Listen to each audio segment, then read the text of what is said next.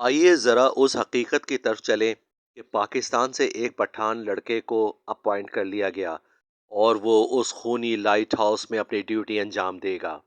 لیکن اس سے پہلے ذرا لوگوں کی باتیں سنتے چلیں۔ آئس لینڈ لائٹ ہاؤس میں 412 افراد میں سے 2 افراد زندہ بچے جن کا تعلق بنگلہ دیش سے ہے۔ آذربائیجان کی لڑکی چند دنوں میں ہی انجانے خوف کا شکار ہو کر ماری گئی۔ اب ڈیوٹی سری لنکا کا ایک نوجوان دے رہا ہے۔ پھر خبر آتی ہے کہ پاکستان سے ایک پٹھان لڑکا اپوائنٹ کر لیا گیا ہے۔ وہ اب جا رہا ہے۔ وہ کب جا رہا ہے؟ اب وہ چلا گیا۔ آج اس کا پہلا دن ہے۔ آج اس کا دوسرا دن ہے۔ پھر یہ ویڈیوز چلیں کہ لڑکے نے پہلے دن کی ویڈیو سوشل میڈیا پر وائرل کر دی۔ پھر خبر آئی کہ دوسرے دن کی ویڈیو اپلوڈ کر دی گئی۔ اب جناب حقیقت کی دنیا میں آ جائیں۔ جب شروع سے کمیونیکیشن کے ذرائع اس لائٹ ہاؤس میں موجود نہیں اور چند ذرائع سے آفیشیلز وہاں کی کسی حد تک رسائی کو ممکن رکھے ہوئے ہیں، تو یہ کیسے ممکن ہے کہ لڑکا وہاں سے ویڈیوز اپلوڈ کر رہا ہو؟ اور کس طرح سے اس کے لیے وہاں اسپیشل سگنلز کا انتظام کیا گیا ہو؟ پھر جہاں دنیا بھر میں لائٹ ہاؤسز کے جہاں جدید ٹیکنالوجی کے ذریعے آپریٹ کیا جا رہا ہو، اس لائٹ ہاؤس میں کیا بات ہے کہ 412 لوگوں کا قبرستان بنا دیا گیا؟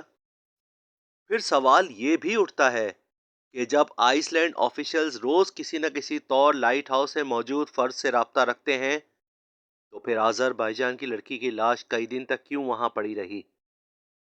سب سے اہم بات تو یہ ہے کہ لائٹ ہاؤسز آپریٹرز کو تجربے کی بنیاد پر یا تعلیمی قابلیت کی بنیاد پر رکھا جاتا ہے، تو پھر 18-19 سال کے افراد کو وہاں کیسے بنا تجربے کے نوکری دی جاتی ہے؟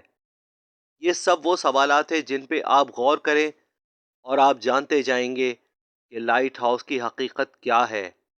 بنگلہ دیش سے بچ جانے والے شخص نے بتایا کہ وہاں وہ ایک بلا کو دیکھتا تھا جو اسے مار ڈالنا چاہتی تھی، اور وہ 3 ماہ اس کرب میں مبتلا رہا لیکن اس بلا سے بچ گیا۔ تو اب یہ سوچیں کہ اس شخص کی کیوں اب تک آفیشیل ویڈیو یا بیان جاری نہیں ہو سکا، اور اس لائٹ ہاؤس کی لوکیشن کو کیوں آج تک مخفی رکھا گیا ہے؟ اس لیے کہ یہ سب کہانیاں ہیں۔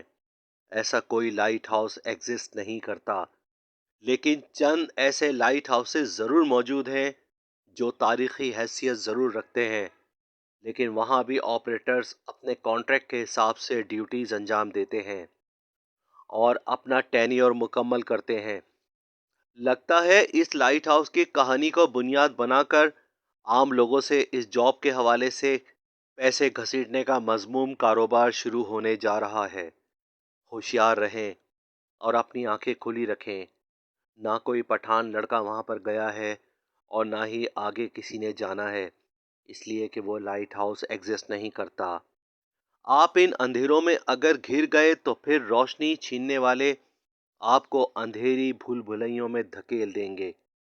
ہوشیار رہیں اور اپنی آنکھیں کھلی رکھیں۔ فیئر آف ڈارک نائٹس میں آپ سچے، حیرت انگیز اور خوفناک واقعات دیکھ سکیں گے۔